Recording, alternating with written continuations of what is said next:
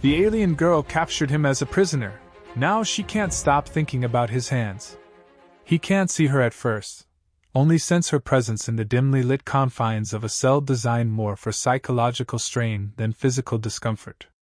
The walls thrum with a strange pulse, and somewhere overhead, vents exhale a subtle hiss of air that smells faintly sweet. Cale's eyes flick over every surface, searching for weaknesses in the alien architecture.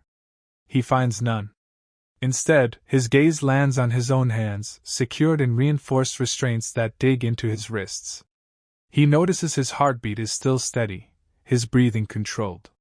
He has no intention of letting them see him break.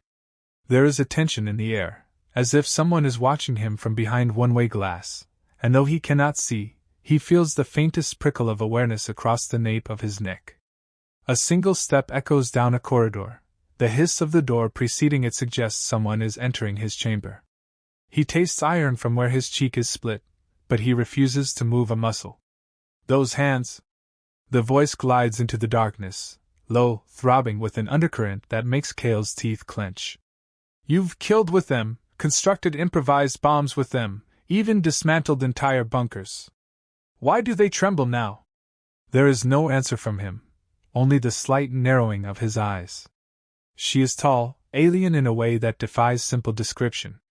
Bioluminescent veins wrap the contour of her skull, pulsing with a faint pinkish glow that intensifies whenever she shifts her weight. Her skin reflects the sterile lights overhead, giving her an almost metallic sheen. He watches as she steps closer, placing herself inches beyond his reach, though he's already bound. Her voice resonates again, husky in a way that vibrates the panels beneath them. Speak, human! I didn't bring you here to admire your silence. Cale drags in a breath. You talk a lot for someone who can't even look me in the eye without flinching. His voice is rough, tinged with defiance that comes from years of survival behind enemy lines. She tilts her head, a flicker of color racing through those luminous veins, betraying a quick rush of emotion. Cale smirks inwardly. He's drawn first blood in the psychological battle. There's a hunger in her gaze, though, that unsettles him more than any threat. He senses it's not merely about dominance. It's something else, something she can't quite hide. She's looking at his hands again. She draws closer, close enough for him to see the faint swirl of light that travels across her sleek neck whenever she breathes. You're hardly worth the trouble, she murmurs, though it's more of a calculated jab than genuine disdain. Her name, he's overheard, is Sarika, a Lithari Prime, rumored to possess senses far beyond human capacity. She extends her own slender fingers, letting them hover near the restraints. Cale can feel the heat radiating from her hand, or maybe it's the heady effect of the air in this chamber. He doesn't want to consider the possibility of pheromone manipulation, even though it's exactly the kind of advantage these aliens would use. Instead, he narrows his eyes, letting his silence speak volumes. It's not that he's willing to be a pawn in her interrogation game. But he also knows when to wait, when to let the other side reveal their own vulnerabilities. She is slender, impossibly so, yet there's a coiled power in every movement. Her stiletto-like nails trace the outline of his binding locks, the metallic ring of contact echoing. He refuses to break eye contact, ignoring the twinge of pain in his side where they slammed a rifle stock into his ribs before escorting him here. She notices the tension in his jaw, the defiance in his stare, and something in her expression flares. An almost amused glint. As if she's enjoying this too much. They told me humans have a high threshold for pain, she whispers, close enough that he can feel the heat of her breath. They never said how creative your kind is with destruction. She presses a switch. Cale's restraints tighten, forcing his elbows closer together. His spine tenses, but no sound leaves his lips. He forces himself to breathe calmly, counting the intervals. She leans in, scanning the steady rise and fall of his chest. Go on, she hisses. Fight back. His eyes cut to the side, ignoring the invitation. He knows that the moment he struggles, the cuffs will respond with increased pressure. Besides, if he's to survive, he needs to conserve strength. He also reads her posture. She's too poised, too focused on his reaction. and he can see the faint flickering at her temples, some involuntary sign of intrigue. A puzzle piece slides into place. She's studying him, not simply as a prisoner, but as something else. Something that catches her interest in ways beyond raw interrogation. Her gaze drifts again to his hands, bound in front of him, fingers splayed to avoid additional tightening. "You're not just analyzing me," he says, voice cool. "You're fascinated." For a moment she doesn't respond, but her lips curve in a slight smirk. He continues, voice laced with scorn. "My guess is you've never met a human who didn't scream on the first application of your methods. Sorry to disappoint." He can see the curve of her shoulders rise as she takes in a slow breath. She stands upright, releasing a control mechanism in the wall. The room's lighting flickers, adjusting to a cooler hue, intensifying the shadows around her. "Disappointment," she replies softly, "is the least of what I feel." She circles him, the swirl of her luminous patterns reflecting off the walls, her footsteps echoing in time with his quickening pulse. He forces himself not to watch her too intently, but every shift in her posture remains visible in his peripheral vision. He's trained for this. He's endured brutes, cybernetic hybrids, and more. Yet there's something about the way she moves, the calculated hush of her presence that sets his nerves on edge. She halts behind him, close enough that her voice at his ear makes him flinch. "But perhaps we can fix that. Let's see how far your precious discipline goes." He decides to stay silent again, refusing to play along, though it becomes increasingly difficult when she gently, almost tenderly, drags a single fingertip over his shoulder. He feels a subtle static shock, as though her body were charged. She hums, the sound reverberating across the small chamber, and he wonders if it's part of her subharmonic intimidation tactic. If so, it's surprisingly effective. He clamps down on a sudden flood of adrenaline, ensuring his breathing remains measured. He will not give her the satisfaction of seeing fear. A low beep echoes from her wrist device. She glances at it with a slight frown, pressing a button that floods the cell with a sharper, more sterile light. Without warning, she releases the tension on his cuffs, just enough to let him move an inch. Instantly, his mind conjures a plan, but he's forced to discard it the second he feels the surge of electricity arcing across the floor. They're both contained within a living circuit. If he tries anything, it'll clamp down on him with lethal force. Sarika steps away, scanning something on a small holographic display, leaving him to guess her next move. "They want to see if you'll break." She speaks more to the device than to him, her tone growing cooler, more distant. "It's not a matter of if. It's when." She presses another switch, and a near-transparent barrier rises between them. He realizes he's now behind glass, like some exhibit. Her violet eyes scrutinize him from the other side, and in this new, sealed space, he can no longer hear the background hum of the rest of the facility. All that remains is his own breathing and the faint mechanical whir of the environment controls. He shifts his stance, testing the slight slack in his restraints. No immediate surge of electricity. This is a game, and she's adjusting the rules in real time. His fingers tense, the rough calluses at his knuckles scraping metal. He wonders if there's a sensor that tracks the smallest movement. He imagines the design is brilliant. Lithari technology often outpaces human science by decades. Still, there must be a way out. Slowly, he angles his head, pretending to rest, while he studies corners, edges, any sign of a manual override. Sarika watches, those luminous patterns on her body shifting in color, revealing mild amusement. He can almost feel her eyes on his hands again, drawn to each twitch of tendon and muscle. Minutes pass in silence, the tension thick enough to choke on. Kale can't decide whether to stay silent and unflinching, or to push the conversation. Eventually, she breaks the quiet. "You're plotting escape." "It's not a question." He meets her gaze, says nothing. Her lips curve again. "I admire that." The statement hangs in the air, and for a moment, the edge of her voice softens. But when she continues, the challenge returns. "Your cleverness won't save you if you're not willing to bargain, though. I could let you rot here until your mind dissolves." He exhales through his nose, a slight laugh. Rot in a fancy cell? You're more thorough than that. He angles his jaw up, ignoring the sting where dried blood cracks on his cheek. Tell me, Sarika, does your entire species enjoy toying with prisoners, or is that just your specialty? He sees a faint shimmer of color on her scalp as she reacts, those neurofilaments brightening.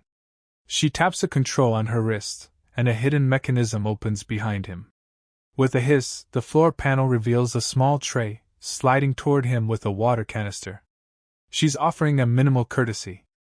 I want you alive, she confesses, stepping around the barrier to stand close again. I've read your files. You're valuable. Not just a soldier. A saboteur, a demolitions expert, an infiltration specialist. She's naming his sins, and his eyebrows lift in challenge. You see, our conflict escalates with each passing day. If you have knowledge of your command's next target, you could spare many lives. Or you could stay silent, watch your people fail. Her tone, though carefully controlled, carries an undercurrent of tension. There's more here than a mere interrogation. She's measuring him. Kale shakes his head, as though unaffected, but her closeness continues to unnerve him. I like your illusions, he says quietly, ignoring the water. But illusions won't buy me. He tests the cuffs again, letting her see the defiance in his eyes. She sets her jaw, frustration flickering across her features. Her luminous patterns flicker a deeper magenta, betraying a spike of something akin to anger or desire. She steps away to reset the barrier, leaving him behind the glass like a creature in captivity. Moments later, the walls rattle with a distant explosion, sending vibrations through the floor. Sarika's expression changes instantly to alert caution, her posture rigid. Kale notices it too, a tremor of something external. The overhead lights flicker. Some mechanical voice in the corridor declares an emergency lockdown. Sarika curses under her breath in her own language, pressing her wrist device. Nothing happens. The lights flicker again, and an alarm siren begins to wail, echoing throughout the facility with a shrill persistence that sets Kale's teeth on edge. She taps at the console near the door, but it sparks with no response. Outside the glass, corridor lights are dying in sections. She moves back to the barrier, toggles a manual release. Kale remains still, curious. The barrier slides away, and she looks at him with a mixture of reluctance and frustration. It's not your people attacking, she says in a clipped tone, scanning data that scrolls across a flickering hologram. Another faction. Possibly rogues. They're targeting our power grid. Her eyes flick to him, then to the door that leads out. Stay put, she orders, though the facility trembles again, and a chunk of ceiling plating crashes to the floor, forcing her to sidestep. Sparks fly, illuminating her slender form. Kale narrows his eyes. You're losing control. She glances back, lips parting to snap a retort, when an explosion down the hall momentarily blinds them. Sarika ducks behind the nearest cover, swearing softly in Lithari dialect. Kale hears the scramble of footsteps approaching, shouts in an alien tongue. Suddenly, the cell's overhead lights surge, flicker, then plunge them into a partial blackout. Red emergency illumination casts everything in an eerie glow. Kale yanks at his restraints. They spark, then go dead, the power presumably cut off. He wastes no time. He pulls his hands free, ignoring the searing pain as the last jolt courses through his body. Freed, he stumbles forward. The glass barrier is open. He could potentially escape, if not for the locked door, and the fact that Sarika stands armed at the console. She raises a slender energy weapon in his direction, mouth set in a tight line. Don't, she warns, though the flicker of confusion in her eyes betrays how quickly the situation has deteriorated. The floor quakes again, and the walls shudder. Her luminous patterns pulse, signifying stress. Kale notes the half-collapsed ceiling behind her. He can hear distant gunfire now, the clang of metal on metal. Sarika checks her wrist device again, frustration mounting. It's not working. She tries the manual override on the door. Nothing but sparks. She's trapped, just as he was. Chaos reigns in the corridor. Flashes of bright muzzle fire, and the hiss of alien energy weapons pepper the darkness beyond the cell's transparent door. Sarika steps to it, peering out. They've disabled the main power source, she mutters, though Kale isn't sure if she's speaking to him or just voicing her own realization. My superiors won't be able to restore full function quickly. She looks back at him. You want to get out of here, don't you? You want your freedom? His eyes narrow, but he doesn't argue. He sees her scanning him, reading his posture. Then you'll help me secure a secondary power core. Do that, and maybe I'll consider letting you go. He merely laughs at the absurdity. Why would I trust you? She motions to the door again, where the lights are strobing in and out, revealing shapes running past and the flicker of gunfire. Because they'll kill you on sight, just like they'd kill me. A bullet doesn't discriminate. She gestures at his battered form. And you don't look like you could fight off an entire squadron alone. A chunk of the ceiling creaks, then collapses behind him in a shower of sparks. They both lurch forward, dust swirling in the stale air. Sarika grimaces, raising an arm to shield her face. Something in Kale's instincts flares. If the structural integrity is compromised, they need to move, fast. He knows staying here is suicide. Grimly, he motions at the door with his chin. If we go out there, I might kill you anyway. She lifts her chin, eyes ablaze with challenge. You could try. Neither one of them flinches. Then, wordlessly, she steps to the console and yanks a lever that pops the door's manual release with a tortured squeal. The door slides open a foot, jammed by bent steel. Kale steps closer to the gap, bracing his shoulder against the metal. He pushes, and with a resounding scrape, it opens wide enough for them to slip through. The corridor beyond is a war zone of flickering sparks, broken piping, and the stench of burning electronics. Sarika leads, her silhouette illuminated by emergency lighting. Kale trails her, scanning for weapons. He spies a dislodged piece of a guard's armor and an alien rifle on the ground.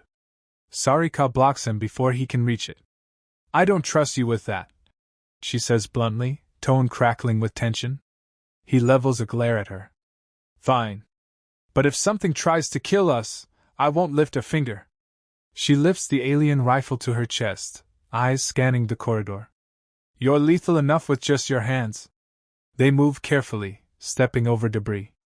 Alarms echo, but it's impossible to tell which direction the gunfire is coming from. Occasionally, they hear screams cut short. Bodies of Sarika's people litter the floor, some partially pinned under collapsed beams. Kale takes note of each corner, each path that might lead to an exit. Sarika stops abruptly, pressing her palm to a scanner on the wall. It flickers, nearly dead, but after a tense moment, it grants them access to a side corridor. It's darker here, less direct, probably leading away from the main conflict. Kale guesses she's heading toward a control center or backup generator room. They make it a few steps before a shape lunges from the side, brandishing a serrated blade. Sarika pivots gracefully, firing a single energy shot. The figure drops. Kale catches a glimpse of pale flesh and mismatched armor. A rogue soldier from one of the breakaway Lithri factions, perhaps. Sarika grimaces as she steps over the body. Her posture remains taut, poised for the next attack. Kale notes the efficiency of her movement. She's not rattled by taking a life, which means she's done this before. She glances at his hands. Keep up, she says, though it's not as biting as earlier. He rolls his neck, ignoring the throbbing ache in his shoulder, and follows. After several twisting passages, they arrive at a sealed hatch. Sarika tries her wrist device again, cursing when it doesn't respond. Kale steps forward, pressing his ear to the metal. He hears faint humming behind it, maybe a functioning power source. Back up, he orders quietly, surprising her with the sudden authority in his tone. She lifts the rifle warily, stepping aside. Kale kneels, checking the door's control panel. It's offline. He pries open a smaller access port and sees a nest of wires, reminiscent of technology he's dismantled back on Human Ops. I can get it open, he mutters, mostly to himself. His fingers slip into the mess, carefully separating color-coded filaments. He's aware she's watching him closely. That same fascination flickers over her features, especially when she sees his dexterity. A part of her stands guard, rifle aimed at the corridor behind them. "Those hands," she says softly, echoing her earlier remark. "You really can do anything with them, can't you?" He doesn't respond, biting down on a piece of wire to strip its casing. A faint spark jolts him, but he doesn't flinch. Sarika's gaze lingers on his fingers, the way they deftly manipulate the wires. She's analyzing his skill, or maybe she's just drawn to the shape and strength there. Either way, he ignores her. After a minute of reconfiguration, the hatch's locks disengage with a hiss. Kale stands, shoving his shoulder against the heavy door. It slides open an inch, then two. Enough for them to see inside. The flicker of bright emergency lights reveals a secondary power chamber, humming with partial energy. There is a console mounted near the far wall, and an array of distribution conduits funneling power deeper into the facility. Sarika steps in, scanning the environment with practiced caution. Kale follows, eyes peeled for movement. The chamber is massive, ringed by catwalks and overhead pipes. A central column of alien technology pulses with an eerie glow, reminiscent of the luminous lines on Sarika's body. She immediately heads for the console, trying to access something. The screen flickers to life, showing partial readouts. "We can reroute enough power to restore basic defenses," she says hurriedly, pressing her palm to the console. Her voice resonates with that hint of authority, but Kale wonders if it's tinged with desperation too. "If we seal the perimeter, we'll have a shot at containing the infiltration." He moves to her side, scanning the alien text. He can't read it fluently, but he recognizes certain symbols from prior ops. "What about an exit?" he asks pointedly. She spares him a glance. "First we survive," she counters, focusing on the screen. "Then we negotiate your departure." The thick tension between them simmers. She knows he doesn't fully trust her, and he knows she's withholding details. They're in a forced alliance, bound by immediate necessity. Yet every interaction crackles with an undercurrent of challenge, the friction of two strong wills refusing to yield. A sudden burst of static blasts over a hidden intercom, making them both flinch. Through garbled transmissions, Kale discerns that multiple hostile squads are moving through the facility. Sarika's brows knit together, and she toggles some commands on the console. "They're trying to override the security doors from the outside. We can't let them." She stops, eyes darting to Kale. "I'll need your help. There's a manual override on the upper catwalk. If you can lock it from there, I can handle the console down here." Kale runs a hand through his hair, noticing the blood that smears across his fingers. He's more wounded than he realized, but adrenaline keeps him upright. Without waiting for further instructions, he jogs to the steel ladder leading up to the catwalk. Sarika tries to cover him from below with the rifle. The catwalk groans under his weight, swaying slightly. Sparks shower from a severed cable overhead, casting dramatic flashes of light across the chamber. He spots the manual locking mechanism near a large gear-like device. It's jammed. He curses under his breath, grabbing a piece of tubing to leverage it. The metal squeals, refusing to budge. He glances down at Sarika, who is tapping furiously at the console. Her face is bathed in that strange alien glow, her luminous patterns shifting from pinkish to a deeper purple, a sign of agitation or anxiety. Gritting his teeth, Kale attempts a second time, ramming the makeshift pry bar into a gap. With a snap, something cracks free, and the gear spins halfway. He leans all his weight into it, forcing it to complete its rotation. Beneath him, the lights in the power chamber flicker, then flare brighter. A series of clanks reverberate through the walls, indicating some bulkheads must be sealing. Sarika steps away from the console, pointing her rifle upward. "Behind you!" she shouts. Kale twists just in time to see a rogue soldier climbing onto the catwalk from a side hatch. The intruder is armed, a curved blade in hand. Kale spins the pry bar, blocking a slash that nearly opens his throat. Sparks fly as metal collides. The soldier is taller, leaner, with that same luminous skin, but battered and flickering from what looks like battle damage. Kale ducks a second swing, pivoting and thrusting his improvised weapon into the enemy's midsection. The soldier staggers back, but not before slashing across Kale's forearm. Pain explodes there, and Kale hisses through clenched teeth. Below, Sarika fires a shot, but the angle is poor. She nearly hits Kale instead. He recovers, dropping low to avoid another swing, then slams the pry bar into the soldier's jaw with a loud crack. The impact sends the rogue tumbling off the catwalk to the floor below, landing in a heap near the console. Sarika finishes him with a precise energy blast. All is still for a moment, save for the harsh rasp of Kale's breathing. Blood seeps from the cut on his arm, but adrenaline keeps his grip tight. Carefully, he backs away from the catwalk edge. "Lock it!" Sarika calls. He grips the gear's handle once more, giving it one final twist. A loud clang echoes throughout the chamber, followed by a deep hum as emergency power surges to life, sealing the facility's perimeter. Kale exhales, letting the pry bar drop. He cradles his wounded arm, scanning for more threats. None appear.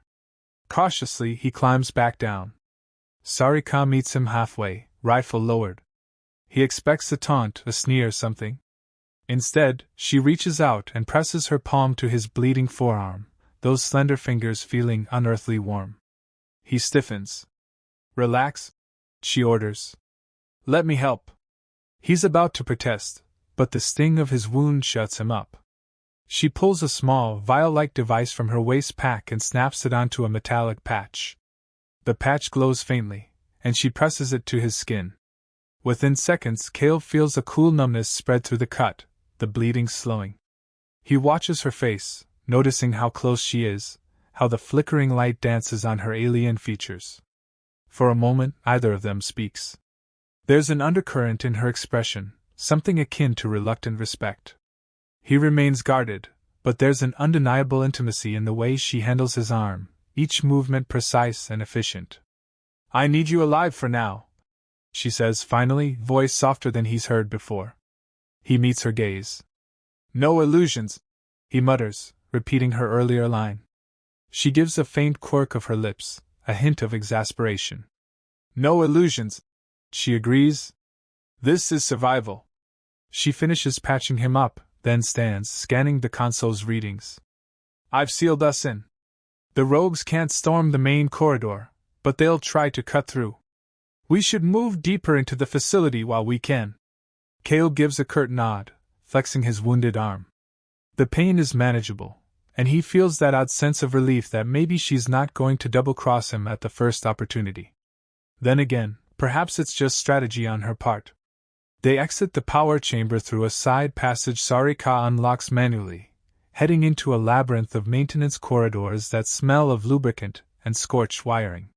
Steam hisses from cracked pipes, and the entire place vibrates with the aftermath of repeated explosions. Sarika leads, occasionally checking corners with the rifle raised.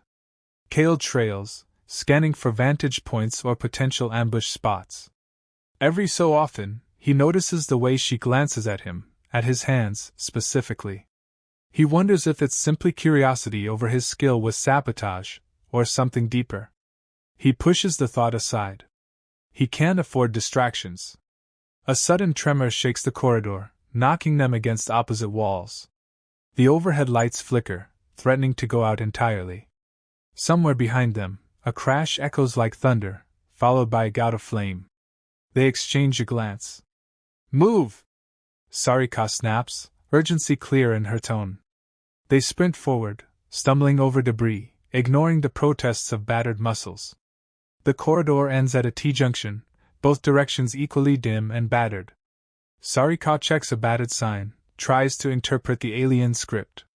She curses in Lithari. "Left leads to cryo-storage, right to the..."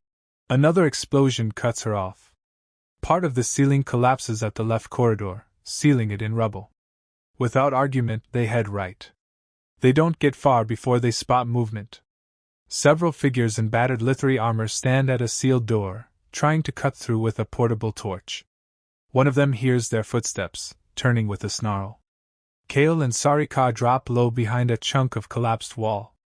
Sarika peers around, counting 3 intruders. If they breach that door, it leads straight to one of the sublevels, she whispers. We won't have a clear path out. Cale eyes the intruders, noticing their ragged insignia. Rogues, he says softly. He glances at her rifle, then at his empty hands. You going to let me handle one of your fancy guns?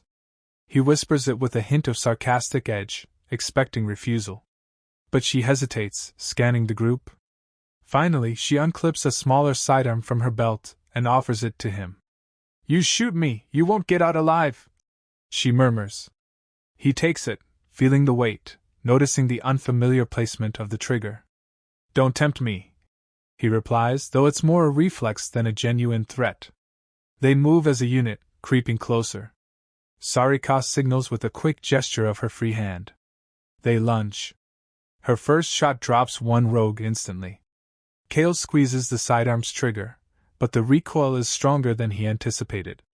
His blast scorches the wall behind the second rogue, forcing the soldier to leap aside.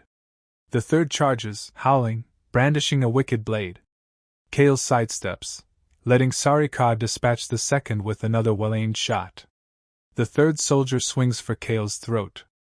Cale ducks, returning a strike with the pistols, but the soldier is tall, but Cale's close-quarters training is lethal. He lands 2 precise blows, disarming the rogue. A savage elbow to the soldier's jaw sends him reeling backward, directly into Sarika's rifle range. She hesitates for a second before finishing him with a single shot. All 3 rogues lie in smoldering heaps. Cale exhales sharply, lowering the sidearm, his heart pounding. Sarika looks at him, luminous patterns throbbing from the adrenaline. You're adjusting to the weapon quickly, she acknowledges. He tries not to dwell on the fact that this is the first semi-compliment she's offered. We keep moving, he says, handing the sidearm back. She shakes her head. Keep it, she mutters, then steps over the bodies to inspect the door the rogues were trying to breach. They nearly got through. We need to seal it. She glances at him. Think you can rig something? He runs his fingers over the half-cut metal, examining the opening. I can jam it, he replies, but I'll need scrap from one of the weapons. She tosses him the blade from the fallen soldier. Work fast. There's something about the way she hands it over that momentarily distracts him, her eyes lingering on his hands again. He kneels, disassembling the hilt, pulling free a power cell. With deft twists, he connects the cell's output to the door's partial hinge, effectively short-circuiting the mechanism. Sarika monitors the corridor, rifle at the ready. Done, he mutters, tossing the leftover scrap aside. No one's coming through that door anytime soon. She nods, slinging the rifle over her shoulder. For a split second, they stand in the corridor, dust swirling, hearts pounding, either wanting to admit the mutual dependence. She's saved his life just now. He's saved hers by sealing an essential route. Their eyes lock. There's that electric hum again, the intangible tension bridging the space between them. They press on, stepping over debris. The corridor widens into a larger chamber with flickering overhead lights. It appears to be an auxiliary control station. Banks of monitors and alien consoles line the walls, half of them cracked and sparking. Sarika approaches a main console, tries a few commands. Cale stands guard, scanning the shadows for any sign of more rogues. Occasionally, the flicker of overhead light reveals the exhaustion etched on his face, and on hers as well. Neither will show weakness, but both are reaching their limit. Sarika breathes softly, illuminated by the glow of the console. Her expression changes as the screen responds to her inputs. I can reconfigure life support and reroute some of the leftover power to the lower levels, she explains, though Cale doesn't see the immediate advantage. That might buy us time if the main floors are compromised. He steps closer, the sidearm still in his grip. So we're going down? He asks, scanning the readouts. She lifts her gaze to his. Yes. The deeper sublevels have less structural damage, and there's an emergency transport bay we can use. She stops, eyes flicking over his face. Unless you prefer to fight your way out through a collapsing facility.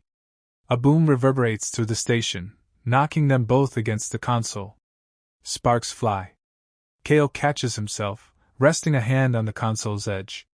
His other hand inadvertently brushes Sarika's waist. She tenses at the contact, but doesn't shove him away. He feels a sudden jolt of awareness at the closeness of her body. She recovers quickly, pulling away from his hand. In the flickering light, her eyes reflect an unguarded moment of tension. Kale can't tell if it's anger, fear, or something else. She looks down at his hand, then at him, the silent question clear, "Are you losing focus?" He straightens, shaking off any introspection. "Lead the way." They find a stairwell that spirals down into near darkness, illuminated only by emergency lights spaced too far apart. Sarika descends first, rifle at the ready, Kale behind, covering her flank. The deeper they go, the cooler the air becomes, less tainted by smoke and burning machinery. The corridor at the bottom is lined with reinforced doors, each bearing alien symbols. She checks a keypad that glows faintly, pressing a code. One of the doors slides open. Inside, rows of stasis pods line the walls, eerie greenish light reflecting on their surfaces. "Cryo storage," she murmurs. "We'll cut through here." Kale glances around uneasily, half expecting the pods to contain something monstrous. A few pods lie open, empty. Others are sealed, frost coating their edges. He spots a half-hidden control panel that might unlock them all, but chooses not to touch it. A sense of foreboding grows as they weave through the rows of pods. Something about the silence feels oppressive. They reach another door, similarly coated. Sarika swipes her palm. Nothing happens. "Damn it," she mutters, trying again. Kale notices a faint shimmer of fluid beneath one of the pods. He kneels, touching it. It's warm, not frozen. "Something's leaking," he warns. She spares a glance. "Coolant. Or maybe a stabilizer. These pods haven't been maintained properly. We need to hurry." Another explosion vibrates the walls, dust raining from the ceiling. Sarika curses, spurred by the urgency, and yanks open a maintenance hatch near the door. She waves Kale over. He digs into the wiring, just as before. She kneels close, their shoulders brushing. He can feel the subtle shift of her breath, the slight tremor in her hands as they hold the rifle. She's trying to remain stoic, but he senses the tension coursing through her. Carefully, he detaches a power coupler, bridging it with a spool of fiber optics. The door whirs, partially sliding open. She exhales a relieved sigh, glancing at him. "Your skill set is unsettling." He allows a shadow of a grin. "I've been told it's a gift." Their eyes meet, and for a split second, the swirl of tension morphs into something else, a spark of unspoken acknowledgement. Then she stands quickly, rifle angled at the new opening. He follows, battered but still functional. The passage beyond is narrower, with pipes running overhead, dripping condensation. A rhythmic clank resonates somewhere in the distance. Sarika swipes at her wrist device, which flickers sporadically. "I'm picking up a weak signal from the transport bay," she reports. "If it's still operational, we can find a shuttle." Kale glances over his shoulder, half expecting to see enemies trailing them. "Let's move." The corridor stretches on, each step echoing. Their pace increases, urgency in every footfall.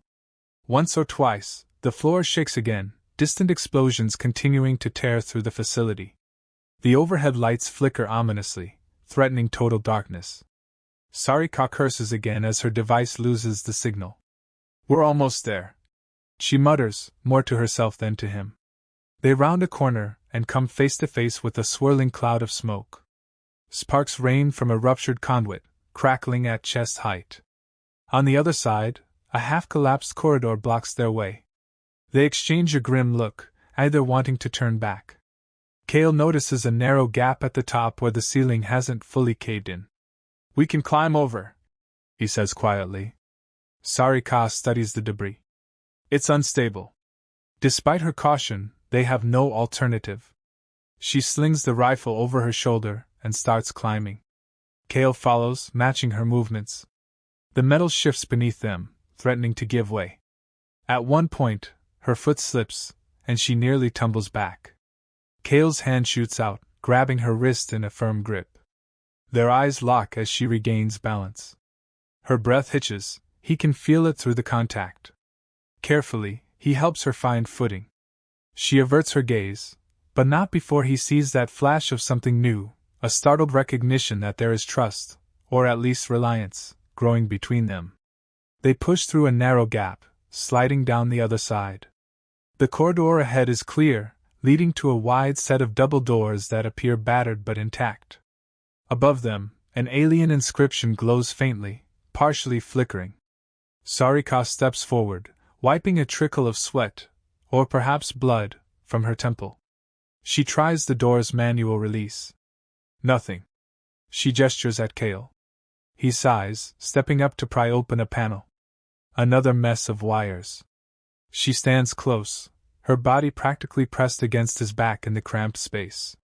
He can feel her warmth, the quick rhythm of her breathing, the faint scent of something not quite human. Despite himself, his pulse spikes. He fights it down, focusing on the wiring. A sudden wave of dizziness washes over him, likely from the blood loss or exhaustion. He braces a hand on the wall, steadying himself, but Sarika notices. "You're weakening," she says, her voice tinged with concern she can't fully conceal. "I'm fine," he growls, forcing his hands to steady. He manages to spark the door mechanism, and with a groan, the double doors slide apart just enough for them to slip through.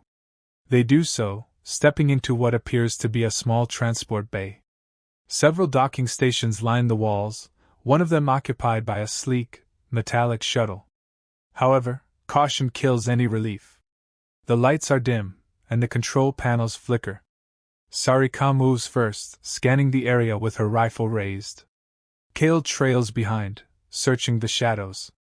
A silhouette moves near the shuttle's open hatch. Sarika drops to a knee, signaling Kale to cover. They hear a faint shuffle, and she readies her rifle. Then a battered Lithari soldier stumbles into the light, unarmed, smoke curling from singed flesh. He collapses face first, revealing a grievous wound across his back. Sarika approaches cautiously, nudging him with her foot. No response, he's gone. Kale glances at the shuttle, noticing the faint glow of its interior lights. It has power, which means it might be functional. But whoever did this to the soldier could still be inside. They advance together, stepping into the hatch. Sarika enters first, scanning corners with sharp, practiced sweeps. Inside, the shuttle's cockpit flickers with partial power. Emergency lights cast a red glow on the walls. Kale moves to the pilot's seat, gingerly checking the controls. A quick press of various switches yields some minimal feedback. Sarika glances around, noticing a scorched portion of the console. The power coupling's fried, she mutters, running her fingers over the damage. We can patch it, but we'll need another cell.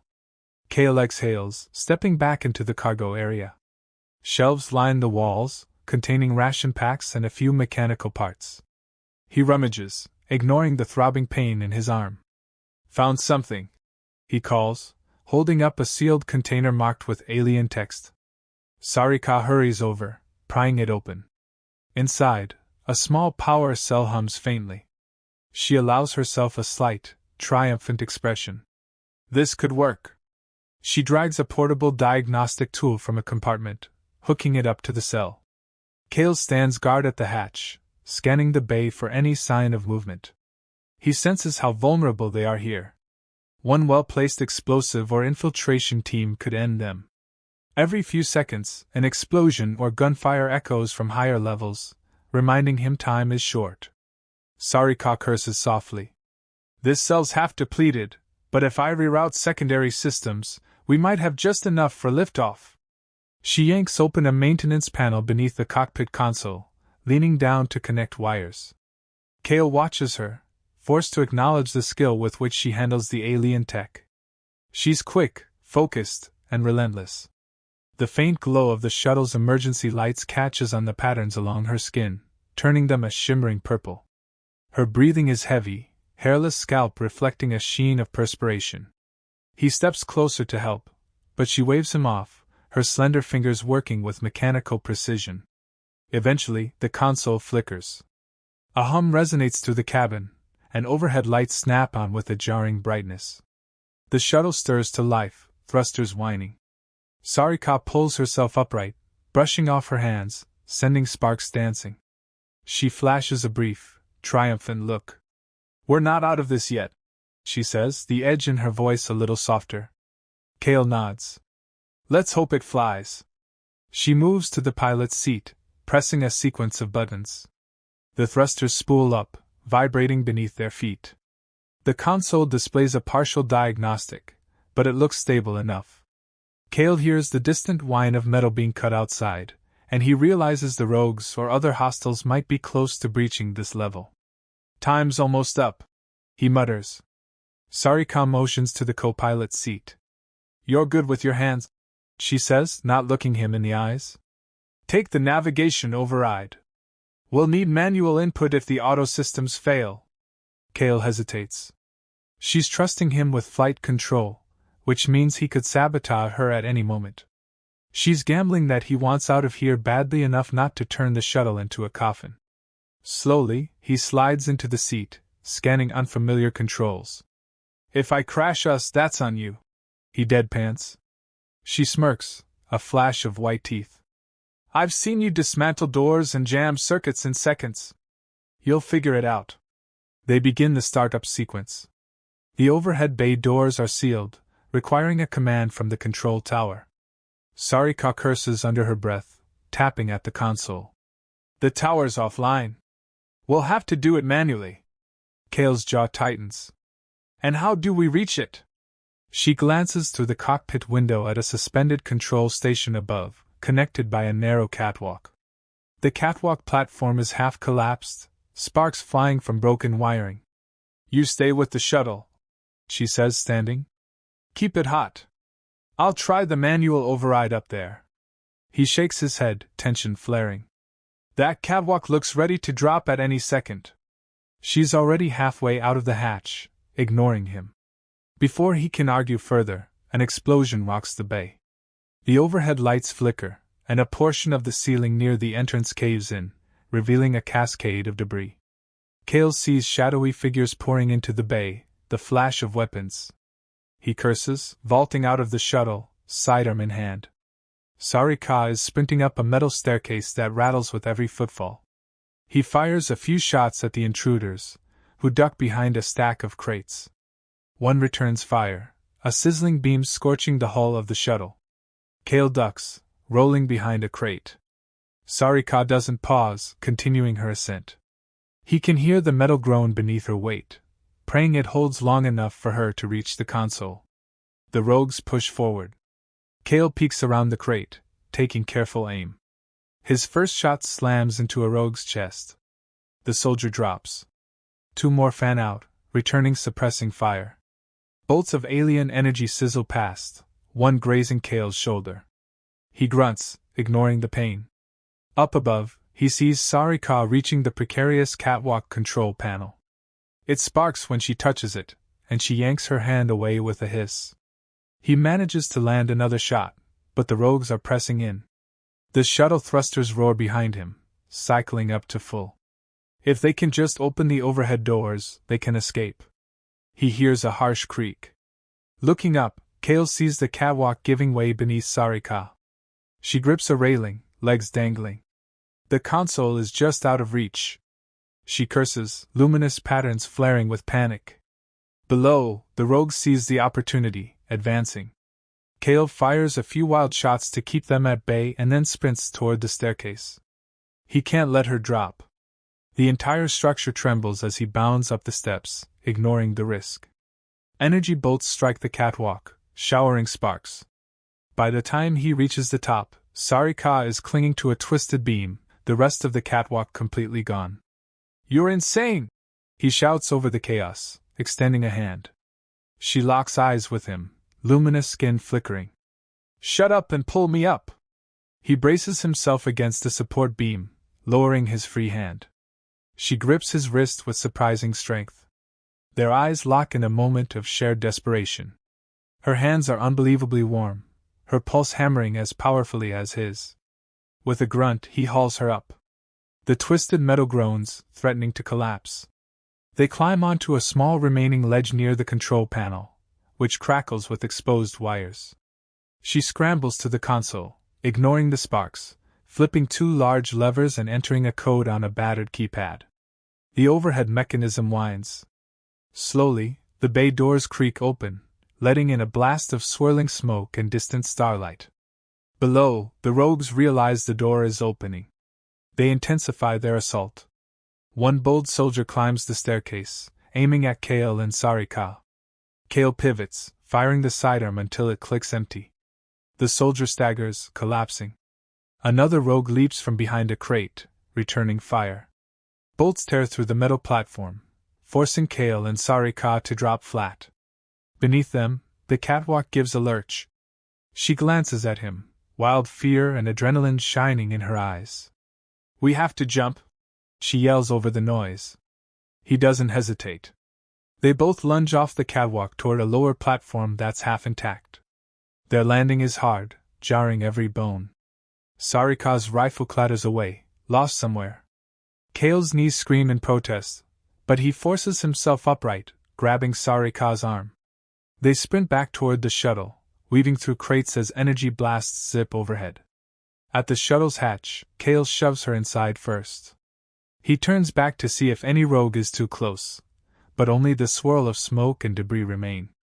A final shot zips by, narrowly missing his temple. He ducks into the shuttle, slamming the hatch control. Metal clangs shut. Sarika rushes to the cockpit, flopping into the pilot's seat. Kale slumps in the co-pilot's seat, panting, adrenaline coursing through his veins. He fumbles with the navigation override, scanning the readouts. "The doors are open," she says breathlessly, punching in commands. "Brace yourself." He does, gripping the console as the shuttle's engines roar, lifting them off the deck. The vessel wobbles, struggling against failing stabilizers. Sarika curses, adjusting thruster output. The craft steadies, rising toward the gaping overhead bay doors. One final explosion tears through the docking bay behind them, flames licking at the hull, but the shuttle pushes through, bursting into open air. Smoke and fire reflect off the battered facility below, which extends across a bleak alien terrain, starlit and pockmarked by craters. Sarika fights the controls, trying to gain altitude. Kale's breath catches when he glimpses the swirling darkness overhead, the faint glimmer of a planetary ring system.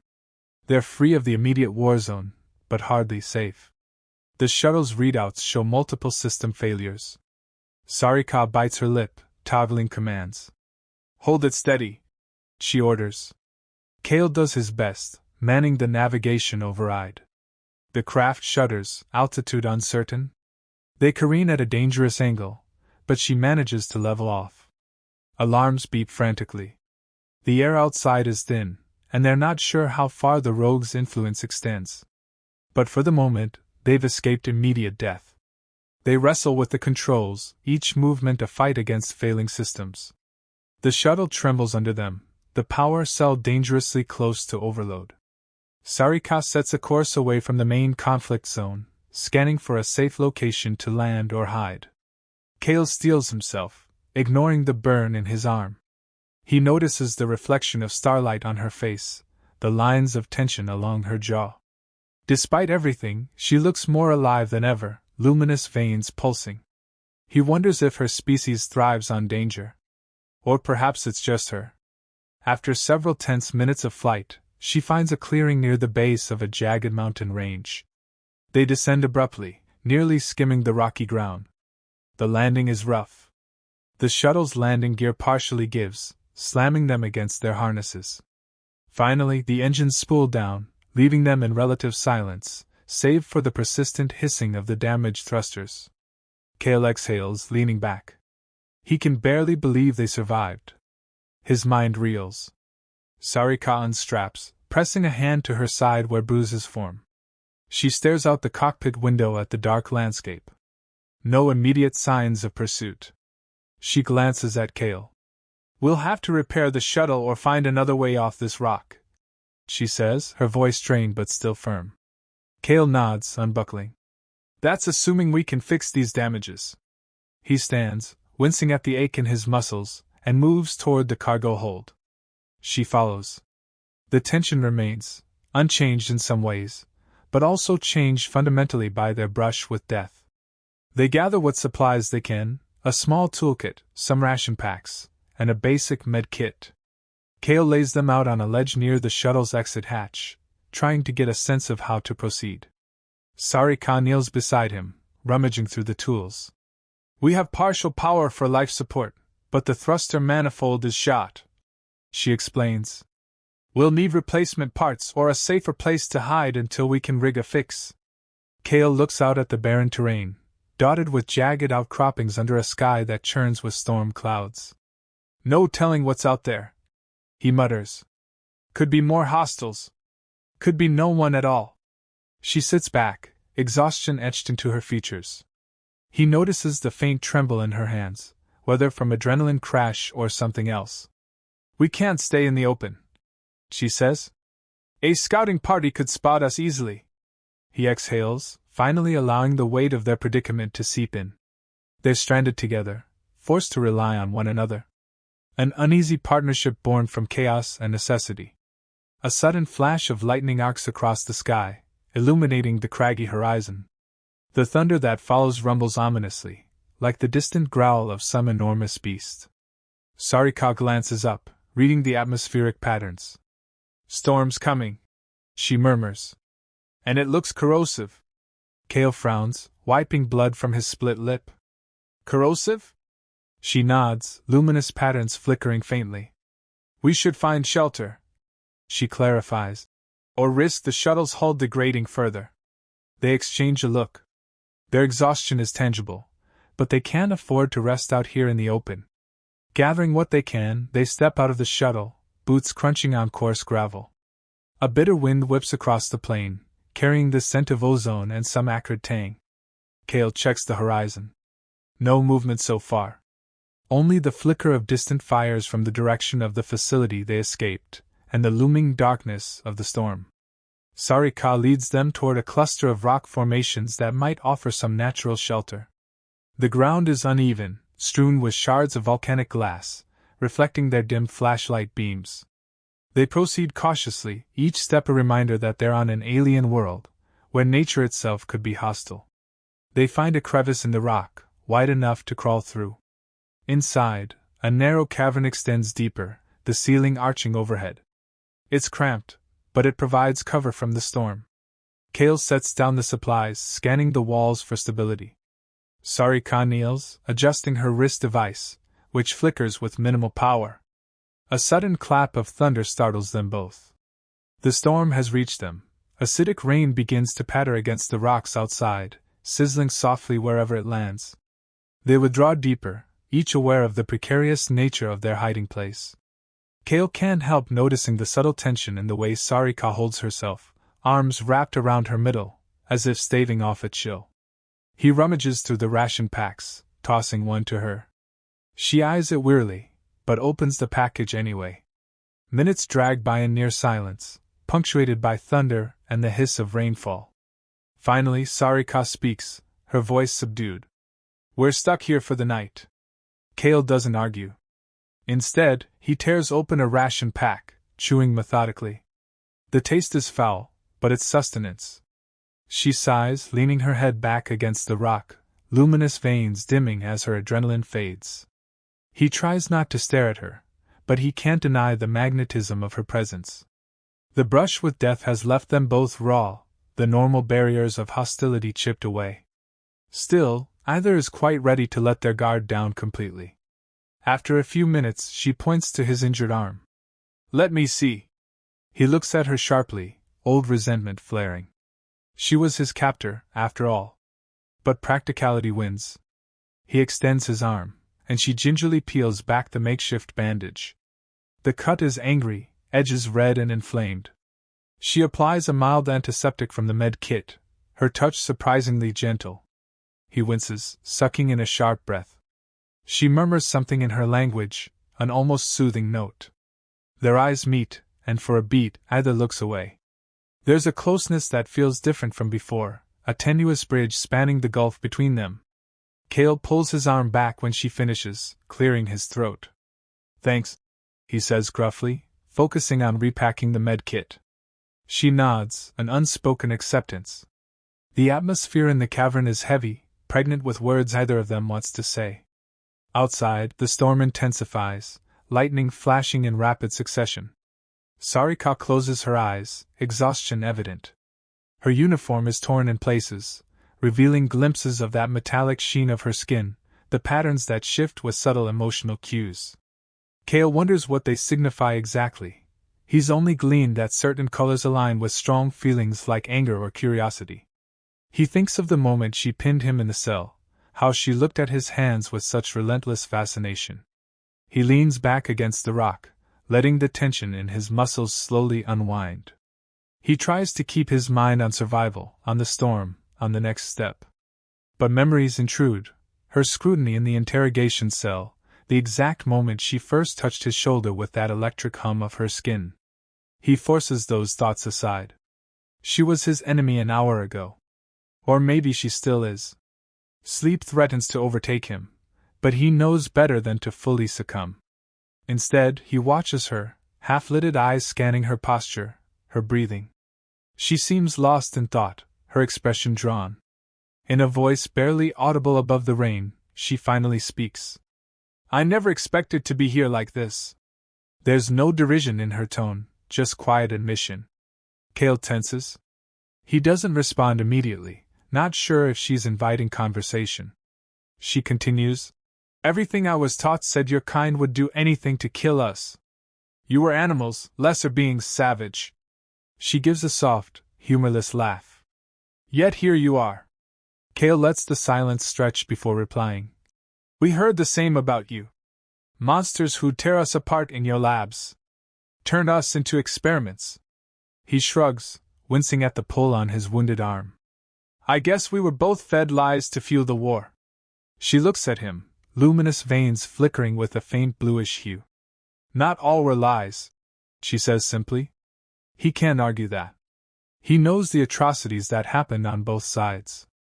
Still, a flicker of something passes between them, an odd sense of camaraderie born from mutual disillusionment. A particularly loud thunderclap makes the cavern tremble, and she exhales shakily. She rubs her arms, the temperature dropping as the storm intensifies.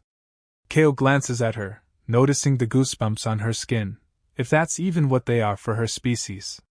He checks the supplies, finding a thermal blanket among them. Wordlessly, he extends it toward her. She hesitates, eyes flicking between his face and the blanket. Finally, she takes it, a note of gratitude in her expression she doesn't voice. They huddle in uneasy quiet, each lost in thoughts of the narrow escapes. The primal drum of the storm outside lulls them into an uneasy half-rest. Cale finds his eyes drooping. He stifles a yawn, fighting the impulse to sleep. Sarika shifts, glancing at him. "We need to keep watch." He nods. "I'll take first shift," he offers, even though exhaustion pulls at him. She nods, relief in her eyes. "Wake me if anything changes." She positions herself against the rock, the thermal blanket around her shoulders, eyes drifting shut. Within moments, her breathing deepens, though he can tell she's not fully at ease. Cale stares out at the swirling tempest, inhaling the acrid wind that gusts into the cavern. He tries to remain vigilant, but the adrenaline crash is brutal. His mind wanders, replaying every close call. He recalls how her lips parted when she was pinned against the corridor wall, how her voice dropped to that subharmonic tone that made his pulse skitter. He wonders if she's truly as controlled as she appears, or if every harsh word, every gesture of dominance, masks a roiling tide of emotion beneath. His eyes flick to her once again. She shifts in her sleep, luminous veins fading to a dim, restful glow. Time crawls. The storm rages. Cale finds himself fighting sleep with every passing minute until the darkness at the periphery of his vision threatens to consume him. Finally, he can't hold out any longer. He leans his head back, arms crossed over his chest, letting his eyelids slide shut. In the quiet hush, he dozes, every muscle in his body aching, mind swirling with half-formed dreams. He wakes to the sensation of something brushing his arm. Instantly, he's alert, hand darting to the sidearm he kept at his hip. Sarika stands beside him, eyes reflecting the faint glow from her body. She doesn't pull back when he startles, just meets his gaze calmly. "I heard movement outside," she whispers. He sits up, straining to listen. The storm's fury has subsided somewhat, the sizzling acid rain replaced by a steady dripping. He hears nothing else. Carefully, they both creep toward the cavern entrance, stepping around a shallow puddle of water that hisses where it meets the rock. Kale peers out, scanning the pale, dawn-like light breaking over the horizon. No obvious threats. Sarika edges outside. The ground is slick with a strange, iridescent residue, likely left over from the acidic downpour. She stands tall, the morning wind ruffling her uniform. Kale follows, stepping cautiously. The partial sunlight reveals the distant silhouette of the ruined facility, smoke still rising from it. No sign of pursuit, though. Maybe the rogues are too busy picking through the wreckage. Or maybe they think Kale and Sarika died in the chaos. Either way, they have a narrow window. "We should get back to the shuttle," Kale suggests. Sarika nods, posture guarded. They gather their supplies and make their way across the rocky terrain. The temperature has dropped significantly, leaving a crystalline sheen on some surfaces. Every step crunches underfoot, the residue from the storm crackling. By the time they reach the shuttle, Sarika's breath plumes in faint white curls. Kale checks the vessel, frowning at the damage. The hull bears deep scorch marks, the landing gear twisted. She climbs inside to run diagnostics, while Kale circles the craft, eyeing the thrusters. The manifold is in rough shape, the housing cracked. They have limited parts. They regroup in the cargo hold, silent worry etched into their features. "We can't stay here forever," she mutters, voice carrying a tense edge. "If they track us, we're done." Kale glances at her, noticing how the short rest has at least returned some color to her face, though her luminous veins remain subdued. "I'll see what I can do about the thrusters," he says. "But we need more material than we have." She nods, crossing her arms. "There's a small settlement out in the desert, a trading outpost. If it hasn't been overrun, they might have the parts. But the journey on foot could be lethal." A heavy pause settles. Their eyes meet. This is where alliances can fracture. She reads the doubt in his gaze, and her voice grows steely. "I'm not leaving this planet without that shuttle. I won't go back to my people in disgrace." Kale narrows his eyes. "Then maybe I leave on foot, find my own way." Even as he says it, the threat rings hollow. He knows he won't get far alone. And the idea of leaving her behind sits uneasily with him. She smirks, sensing his uncertainty. "Go if you must. But you'll be dead within a day. The desert here can melt flesh with midday heat. And if that doesn't kill you, the rogue patrols will." He exhales, frustration crackling through his every muscle. They're locked together in this predicament, forced by fate or misfortune to see it through. "Fine," he says, voice low. "We fix the shuttle, or we die trying." Sarika inclines her head, a silent contract sealed between them. He can't deny the stirring in his gut, some strange mix of anger, attraction, and dread. He wonders if she feels it too, the odd pull that seems to intensify every time their gazes lock. They spend the morning scavenging what they can from the shuttle's compartments, patching minor leaks, clearing debris that's fused to the hull. Kale works methodically, ignoring the aches in his body. Sarika manipulates console settings, reconfiguring power distribution so the life support and navigation systems remain stable. Occasionally, he catches her studying him from the corner of her eye, though she averts her gaze if he glances over. It's a dance of restraint and curiosity, each uncertain how much to trust or reveal. By midday, the sun climbs high, baking the barren land. The acidic residue dries into a brittle crust that crunches underfoot. Sarika checks her wrist device, frowning at the limited battery life. "We need to move soon," she says. "The outpost is north of here, if the topographical data is right." Kale stands, wiping sweat from his brow. "We better start walking then." She nods, strapping the rifle across her back. They each carry a small pack of supplies, though neither are well prepared for a hostile trek across an alien desert. Before leaving, Sarika powers down the shuttle to minimal standby, sealing the hatch behind them. "If we come back," she murmurs grimly, "we better have what we need." They head north, guided only by the device's flickering map. The terrain quickly shifts from craggy outcroppings to rolling dunes of pale, chalky dust. The heat intensifies, and the glare off the ground is blinding. Kale squints, using a scrap of cloth as a makeshift visor. Sarika's alien physiology seems somewhat more tolerant, but even she appears fatigued. The air is stifling, and the only sounds are the crunch of dust under their boots and the occasional gust of scorching wind. 2 hours pass in relative silence, each step an effort. Sarika drinks sparingly from a canteen, offering it to Kale. He hesitates, not wanting to show weakness, but finally accepts. The water is lukewarm and tastes metallic, but it's better than nothing. They continue forward, the sun unrelenting. Eventually, they crest a rise and see a small collection of structures in the distance. It's more a shanty than a settlement, half buried in the shifting sands. Sarika checks her device. "That's it," she murmurs, relief tinged with uncertainty in her voice. As they approach, they notice the outpost appears abandoned. No movement, no sign of life. Broken speeder vehicles rust in the open, and the wind howls through empty doorways. Kale's guard goes up immediately. He scans for signs of an ambush, checking corners, half-buried crates, anything that might conceal a threat. Sarika grips her rifle, stepping gingerly across debris. They enter what looks like a repair shop, or the ruins of one. Tools lie scattered, an overturned bench in the corner. She moves to a dusty console, tapping keys. It sparks to life, coughing out static.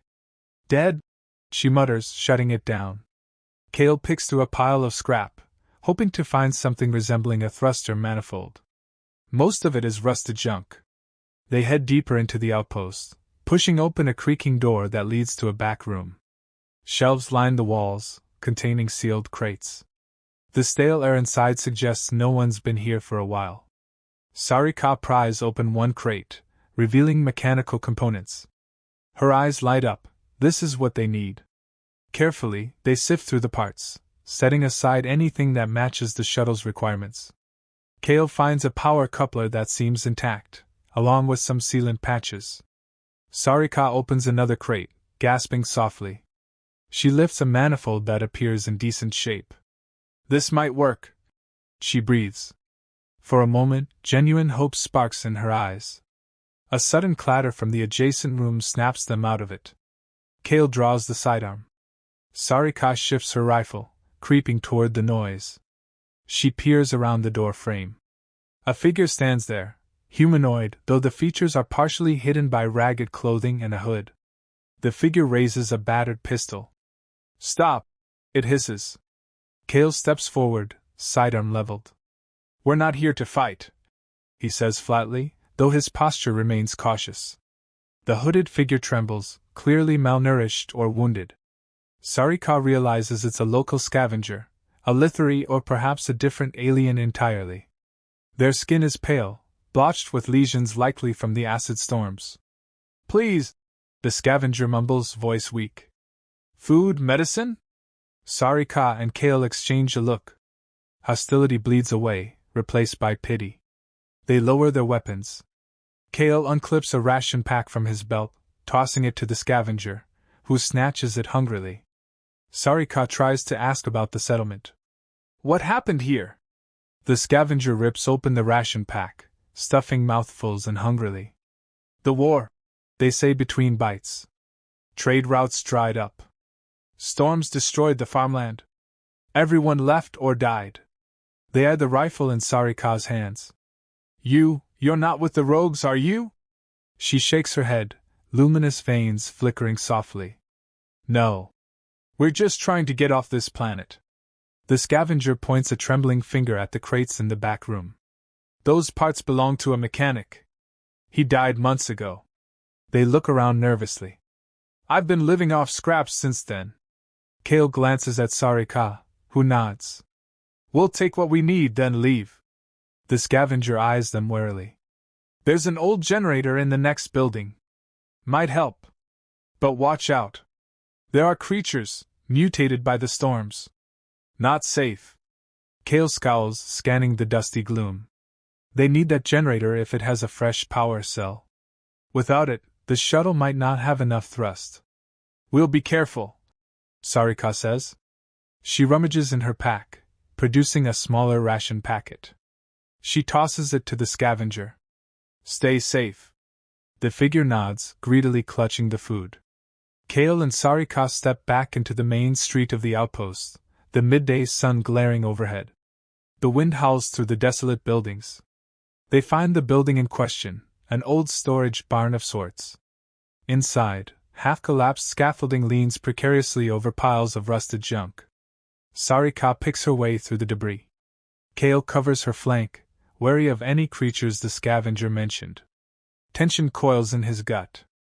Every shadow could hide a threat. The roof is half gone, letting in bright slivers of harsh light that reveal swirling dust motes. Near the back, they spot a metallic shape that might be a generator. Excitement flickers in Sarika's eyes. She quickens her pace. Kale tenses, scanning the corners. A faint chittering noise echoes, hair-raising. He lifts the sidearm, stepping forward. We're not alone, he mutters. Something scuttles behind a broken crate. Sarika freezes, rifle aimed at the sound. A sudden flurry of movement, a spindly creature the size of a large dog, with multiple limbs and a segmented exoskeleton that glistens in the harsh sunlight. It skitters into view, mandibles clicking. Sarika fires a shot, searing a chunk of its carapace. The creature screeches, lunging forward, more agile than expected. Kale sidesteps, blasting at it with his sidearm. The bolt grazes the creature's thorax. It circles them, venom dripping from spines along its forelimbs. Sarika lines up a second shot, but the creature leaps behind a support beam. The building rattles, dust raining down. Kale hears more chittering behind them. Another creature emerges from a mound of rubble, glistening with slime. It rears up, brandishing those razor-sharp limbs. Adrenaline spikes. Sarika curses under her breath, pressing her back to Kale's. 2 of them, at least. Possibly more. She fires again at the first, landing a direct hit that sends it squealing. Kale turns to the second, aiming for the head. The shot scorches across its shell, but it keeps coming, shrieking in fury. It snaps forward, limbs slashing. Kale dodges, ignoring the flash of pain in his shoulder. He counters with a point-blank shot that cracks its exoskeleton. It collapses with a final squeal, acidic ichor oozing out. Sarika keeps her rifle trained, scanning for more. The first creature, wounded, drags itself behind a toppled girder. She steps forward to finish it off with a precise bolt. Silence, except for their ragged breathing.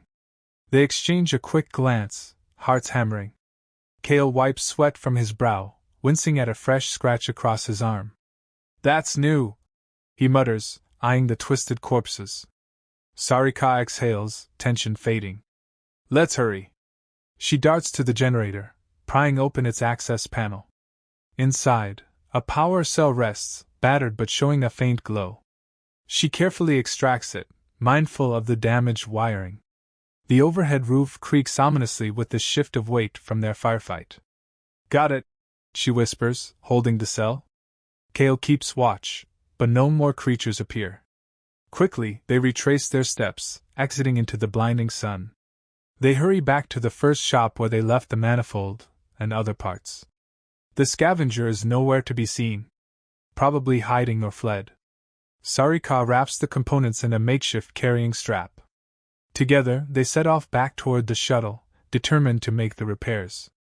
The desert heat seems even fiercer now, the sun overhead unmerciful. Each step drags, dust caking their throats. But they push on, each motivating the other with fleeting glances of urgency. They reach the shuttle by late afternoon, bodies coated in grime and sweat. Collapsing near the hatch, Kale dumps the scrap, panting. Sarika does the same. They drink sparingly from the canteen, forcing themselves to ration water. Then, with no time to waste, they get to work.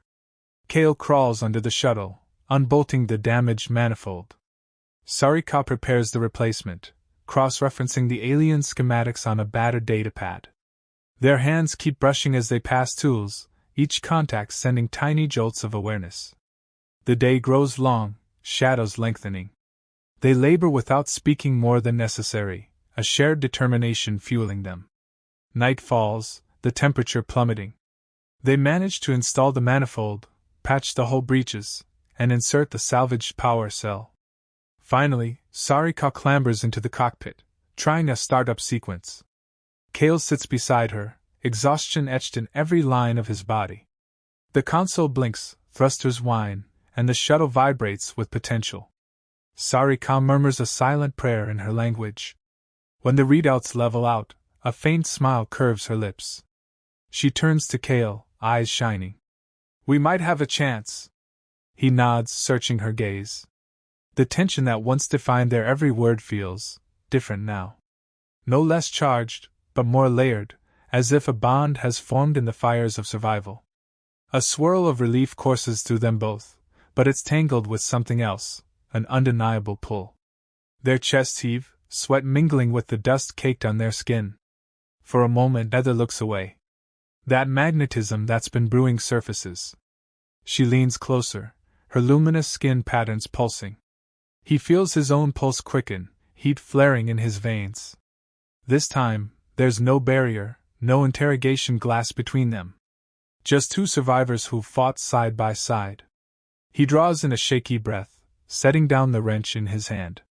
She reaches up, fingertips grazing the back of his wrist, hooking over his knuckles. He inhales sharply, memories of her earlier fascination with his hands flooding back. "I can't stop thinking about them," she murmurs, so quietly he almost misses it. Her voice quivers with suppressed intensity.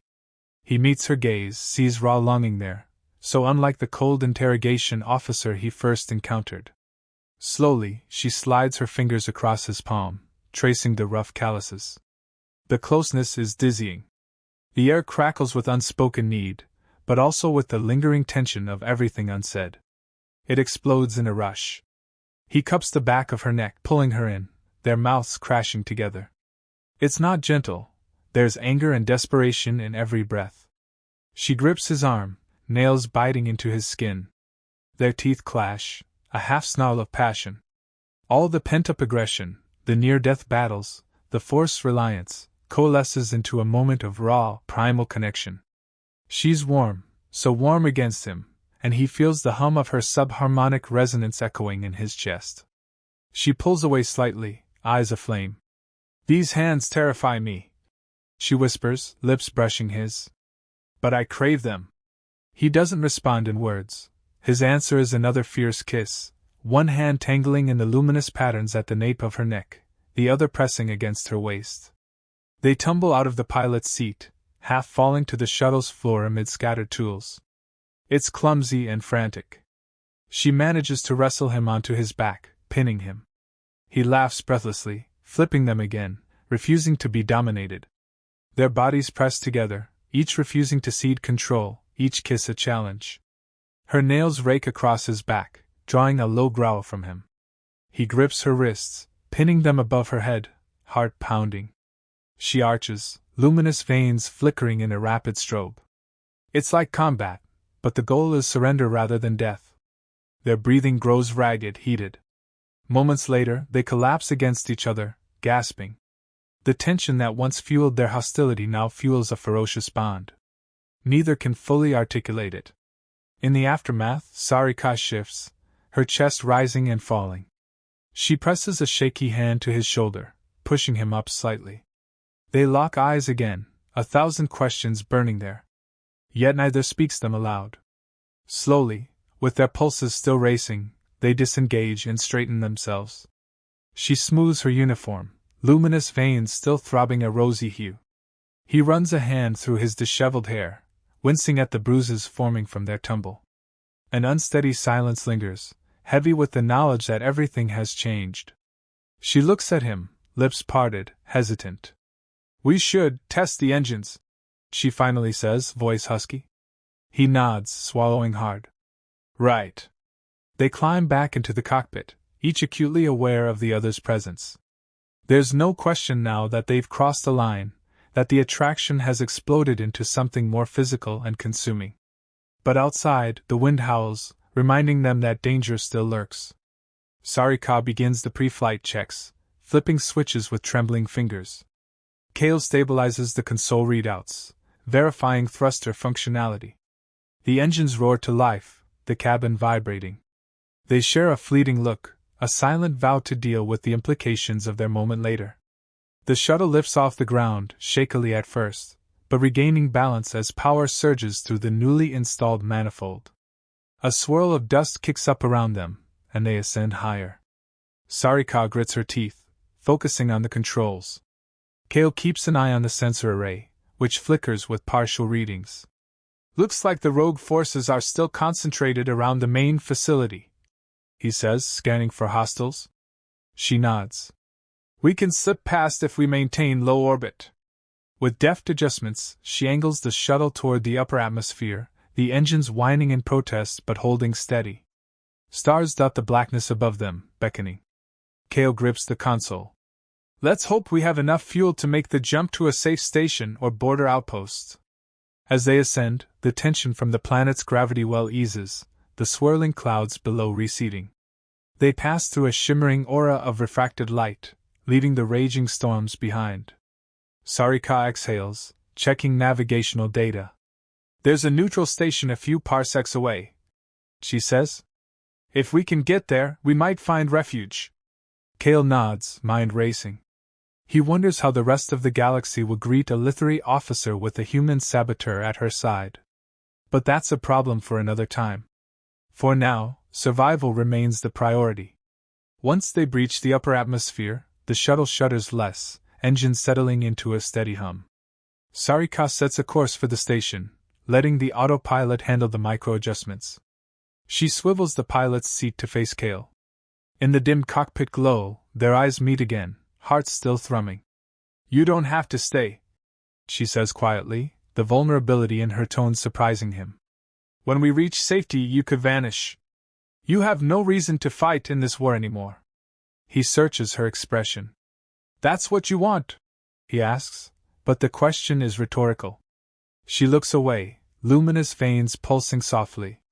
I didn't say that. He reaches out, placing his hand over hers on the armrest. Her gaze snaps back to him, color shifting in her veins.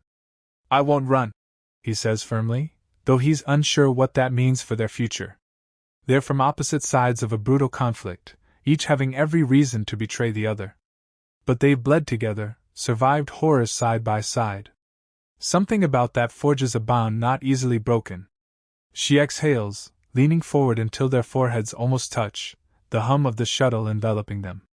I don't know how this ends, she confesses. But I know I can't stop thinking about you. Or your damn hands. He snorts softly, a trace of a smile tugging at his lips. You make them sound like the deadliest weapon you've encountered. She smirks, eyes flicking with a mischievous light. They might be. Then her expression sobers. Whatever happens, we owe each other more than violence. Don't we? He nods, brushing a thumb against her knuckles.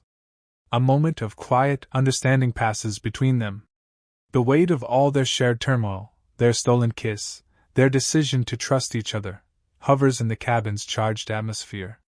The comm panel crackles, interrupting the moment. A faint signal from the neutral station picks up, asking for identification. Sarika straightens, hurriedly adjusting the frequency. She glances at Kale, uncertain.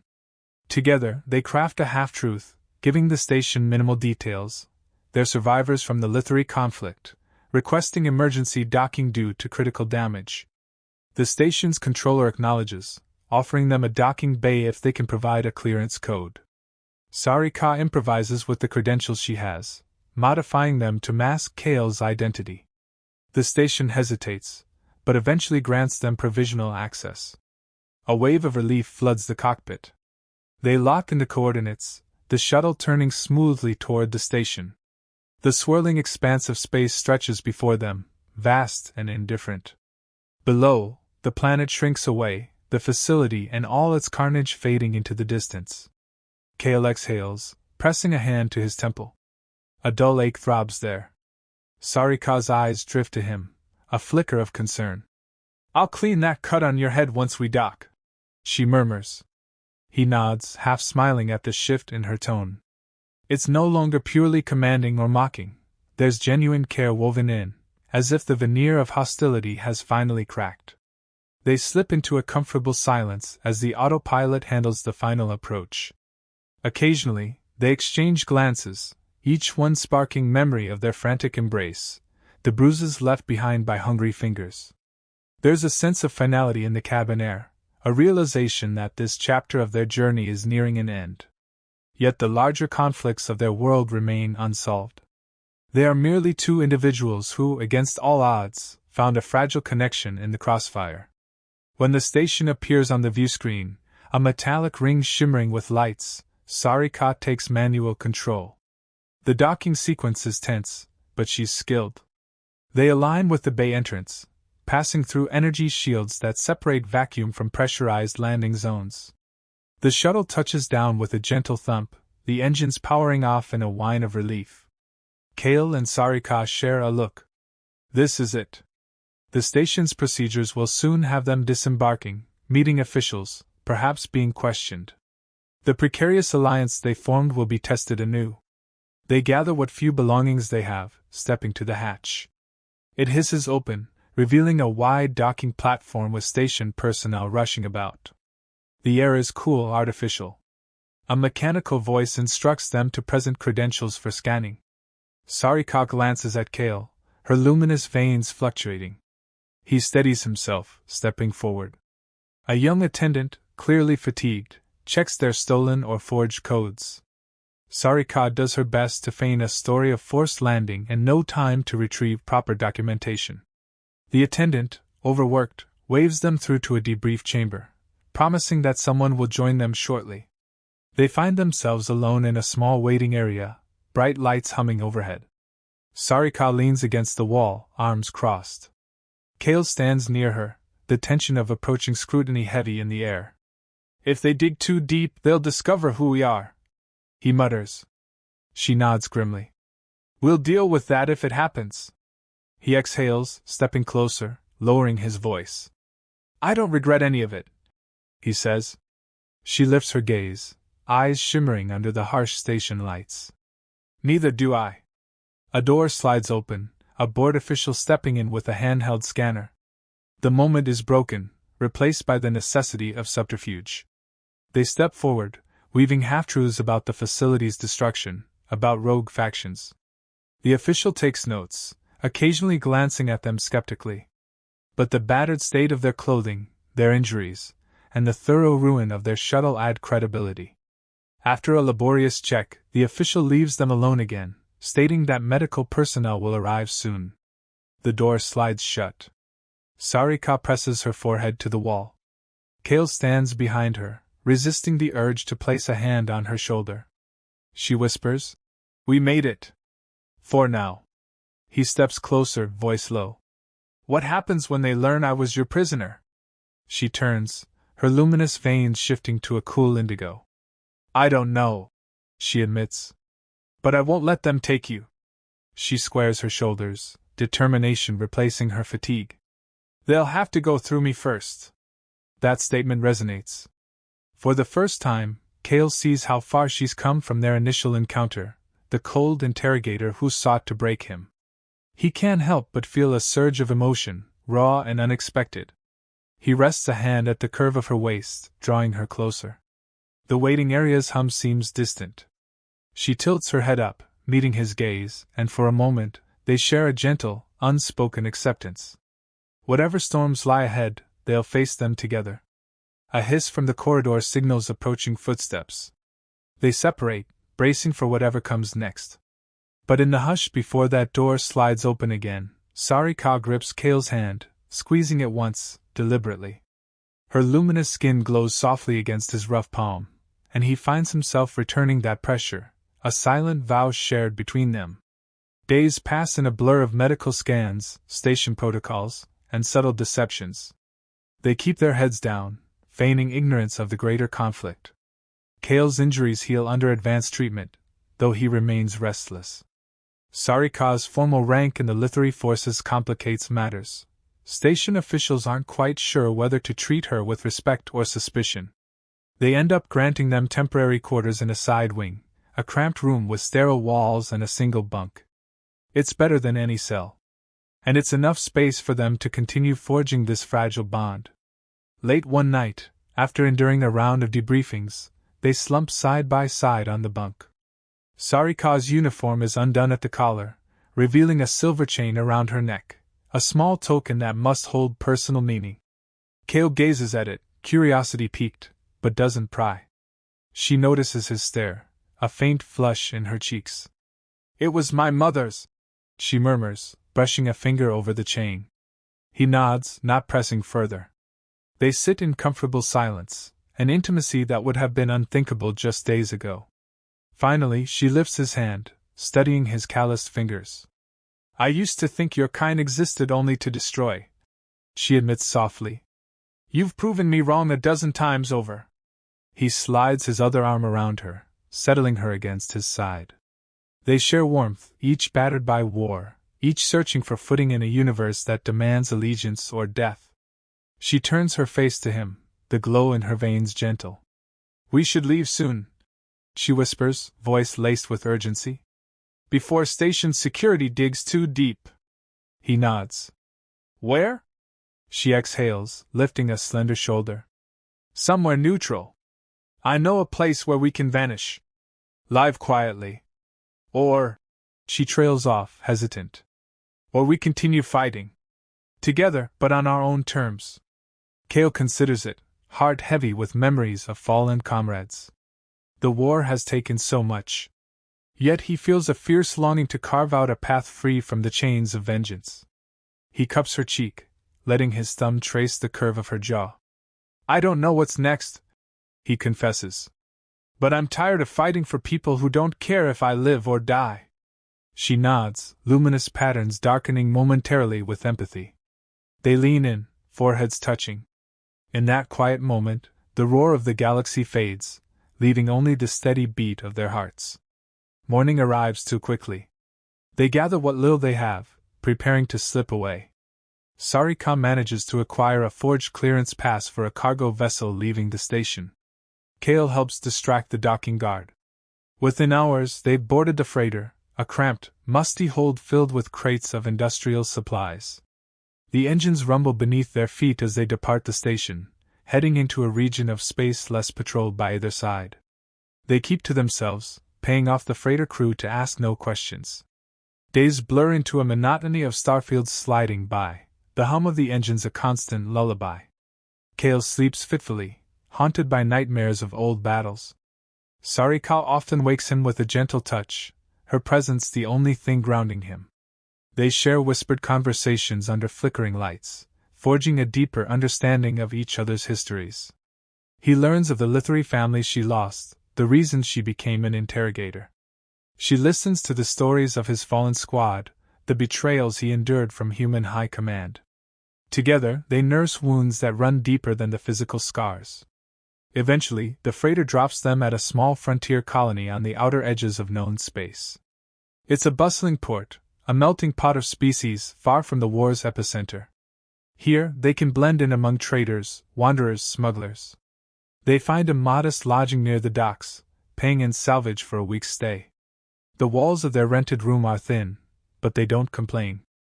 It feels like a sanctuary, however temporary. Sarika stands by the window, gazing at the dusty streets below. Dozens of alien species hustle about, exchanging goods and rumors. Kale leans against the doorframe, arms folded. "We did it," he says quietly. She turns, luminous patterns shifting to a soft violet. "For now," she replies. "But you know the war won't just stop. My people, your people, there will be more battles." He shrugs, stepping up behind her. "Let them fight. I'm done being a pawn." He places his hands on her shoulders, and she leans back into him, releasing a sigh. For a moment, the world is reduced to the gentle press of his body against hers, the safety of that single instant. She twists to face him, gaze intent. What if they come for us? If they label us traitors? He meets her eyes, voice firm. Then they'll have to face both of us. Something in her expression shifts, relief, perhaps. She stands on her toes, pressing her lips to his, softly this time. A lingering kiss that holds promise rather than desperation. When they part, he slides a hand along her jaw, remembering how not long ago they aimed weapons at each other. Now, his hand cradles her face with care. The next day, they explore the colony, seeking ways to build a life free from the war. They trade in some leftover salvage for currency, buy new clothes to replace tattered uniforms, and eat at a modest cantina where the barkeep doesn't pry. Every so often, Sarika's luminous patterns draw curious stares, but Kale's watchful presence discourages questions. By evening, they return to their rented room, the glow of neon signs spilling through the window. Sarika closes the door, exhaling a weary breath. They made it through another day, unscathed. Kale sinks onto the small couch, removing his boots. She sits beside him, resting her head on his shoulder. The silence is companionable, a stark contrast to the frantic days before. She reaches for his hand, turning it over in hers. Her thumb brushes the calloused palm, eyes tracing every line. He watches her, noticing how her expression softens whenever she studies his hands. After a moment, she lifts her gaze. You once asked if these terrified me, she says. I don't think they do anymore. Now they fascinate me. He closes his fingers around hers, a tender warmth blooming in his chest. They're yours, he murmurs, voice catching.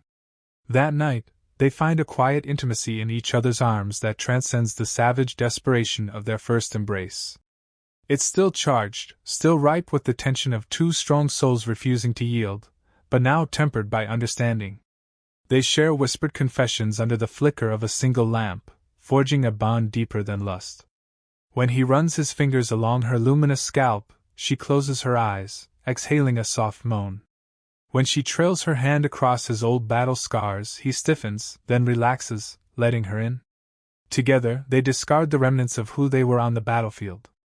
Sweat-slicked bodies, hearts pounding, they collapse into a tangle of limbs, drifting into a sleep unburdened by regrets.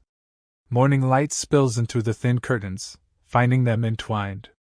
For once, the day doesn't greet them with the threat of imminent death. They dress slowly, each movement laced with a new sense of purpose. She smiles faintly at him, luminous veins glowing in soft, roseate hues. He grins back, a rare, genuine expression that crinkles the corners of his eyes. There's no command here, no interrogation glass. Just two people, alien and human, who found an unlikely sanctuary in each other. Eventually, they decide they can't hide forever in the room. They step out onto the bustling street, hand in hand. The crowd parts around them, uninterested in their story, which is precisely what they need. They walk by vendors selling exotic fruits, by armorers hawking refurbished gear. A distant speaker broadcasts some local newscast, half garbled. Life in the colony hums with a chaotic normalcy that suits them. They pass a small stall where children, of mixed species, play a game that involves colored stones and leaps of logic.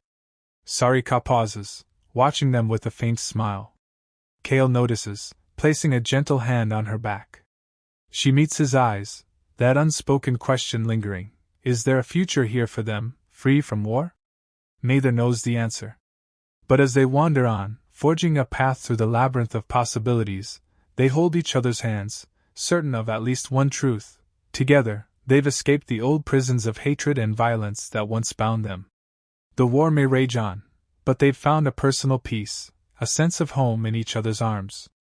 And every time he flexes his fingers or she watches those muscles shift beneath scarred skin, she feels that same pull, a fascination, a quiet awe at the power and gentleness contained in those hands. Weeks later, rumors reach the colony that the conflict near their homeworlds has subsided into a tense ceasefire. The official records list Kale as MIA, presumed dead. Sarika's name appears among fallen officers, giving them both a strange sense of closure. They consider their options. They could vanish deeper into the frontier, carve out a life on a distant moon, maybe even start anew under false identities. The final choice is made one morning when Sarika notices a wanted bulletin posted in the market. It shows blurred images of a Lithari woman and a human man, both considered suspects in sabotage. The reward is high. She shows Kale, and they exchange a grim chuckle. "Guess we're famous," he jokes wryly. But the tension beneath the humor is real.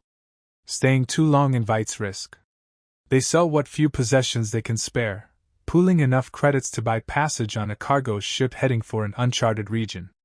Their time in the colony ends quietly, no dramatic farewells. They board the cargo vessel as unassuming travelers, slipping into the dark hold. Once again, the hum of an engine envelopes them, carrying them away from the shadows of their past. In a cramped corner of the vessel, they sit side by side. She nestles against his shoulder, fingers laced through his. He leans down, pressing a kiss to her temple.